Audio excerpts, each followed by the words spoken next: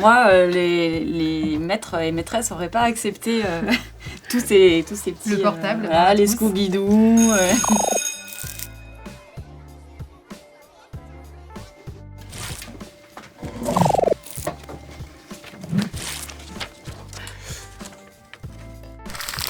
Non, voilà. 1, 2, 3. T'es qui ? Alors moi, je suis Émilie, j'ai 38 ans et je suis directrice marketing d'Ornicar. Et moi, je suis Capucine, je suis brand manager chez Ornicar. Ornicar, c'est le plus simplement une auto-école. D'abord, c'est la première auto-école en ligne et c'est aussi la première auto-école de France aujourd'hui. On a accompagné déjà plus de 3 millions d'élèves, on a plus de 2000 enseignants. On n'est pas qu'une auto-école, on essaye aussi d'être une entreprise qui est engagée plus globalement auprès des jeunes, de les aider à accéder à la mobilité. On a aussi développé un produit d'assurance aujourd'hui pour les jeunes et on a une vocation à offrir aux jeunes un écosystème d'accès à la mobilité.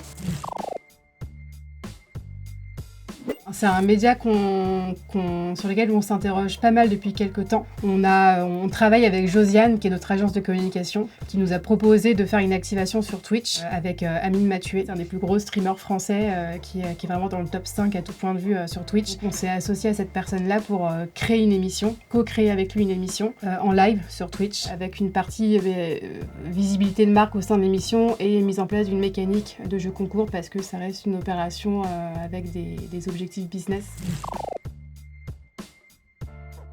En gros, donc c'est notre agence de com Josiane qui nous avait proposé il y a quelques mois de complètement créer une émission, une inédito de l'émission Ornicar. Et pour la caution influence, ils avaient pensé à Amine Mathieu. Et nous, on le connaissait bien parce qu'on avait déjà pensé à lui pour un autre sujet, pour une campagne précédente. Et donc l'idée, c'était de le contacter lui pour lui proposer notre idée d'émission propre à Ornicar. Et en fait, quand on l'a eu au téléphone avec l'agence, il se trouvait qu'Amine avait déjà un plan d'émission complètement contextualisé auto-école. Donc en fait, toutes les planètes étaient alignées. On s'est tapé dans la main directement, tout faisait sens. Et après, on a mis en route le sujet. On a laissé Amine créer sa ligne éditoriale, le dialogue, etc. Les streamers qu'il voulait inviter, parce qu'évidemment, nous, on s'adapte à la création Twitch parce que c'est une plateforme très spécifique avec ses propres codes. Et après, on a discuté en direct avec l'agence et Amine sur les leviers de placement de la marque, quelle mécanique on met en place dans l'émission, parce que Twitch, on peut pas mettre n'importe quelle mécanique d'engagement, c'est vraiment se plier aux attentes des audiences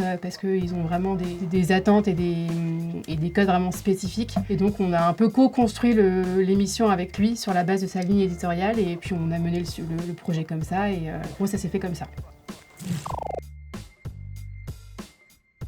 Il y a un objectif un peu de considération, c'est qu'on avait besoin de toucher cette plateforme-là aussi pour un test, parce que c'est une audience qui est très affinitaire avec notre cible qui est âgée entre 16 et 24 ans, donc on avait besoin d'exploiter ce territoire-là avec un objectif de marque, de faire passer le message auto-école conduite auprès de cette cible-là. Et évidemment, on avait des objectifs business, de trafic sur notre site, de récupération de nouveaux inscrits sur notre site, etc., qu'on a pu avoir grâce à la mécanique, le jeu concours qu'on a mis en place, et la valeur des gains, parce que le jeu concours, ce qu'on faisait gagner, c'était des permis et surtout une voiture. Donc on avait une bonne carotte. On cherche aussi toujours des moyens aujourd'hui de se diversifier sur les prises de parole plutôt orientées branding. Je dirais qu'avant, il y a 4 ans, c'était facile, on faisait de la télé et ça répondait bien à l'objectif de impact business court terme et construction de la marque plus long terme. Aujourd'hui, c'est plus du tout le bon média pour parler aux jeunes et donc on est un peu en recherche aussi d'un nouveau mix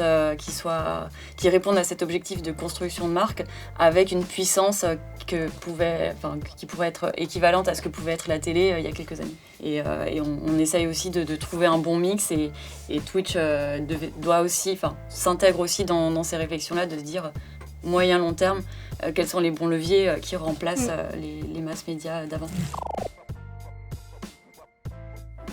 On a vu la considération et on a vu l'activité court terme avec des pics beaucoup plus importants que ce à quoi on s'attendait. Donc ça, c'était chouette. Et ensuite, dans les jours qui ont suivi, on a bien pu mesurer les hausses de ventes sur les canaux organiques où, du coup, par effet rebond, on a des utilisateurs qui sont venus, qui sont revenus, qui ont acheté par la suite. Et ça, on a pu le mesurer dans les 2 semaines qui ont suivi. Et là, ce qui nous reste à vérifier, c'est l'impact vraiment sur la marque, l'image de marque qu'on a construite. C'est comment on mesure l'impact de l'évolution de la notoriété de marque et l'impact de la perception de marque. C'est en gros, chez Ornicar, on fait des brand trackers, donc on fait des études 2 fois par an pour vraiment suivre la courbe d'évolution de la notoriété de la marque, comment elle est perçue, de quelle manière, en fonction des différentes campagnes qu'on fait sur l'année. Et comme on fait plus trop de télé sur l'assurance, sur l'éducation, et qu'on fait plus des activations tactiques affinitaires, c'est ce genre de choses qu'on va regarder de très près grâce à ces études-là.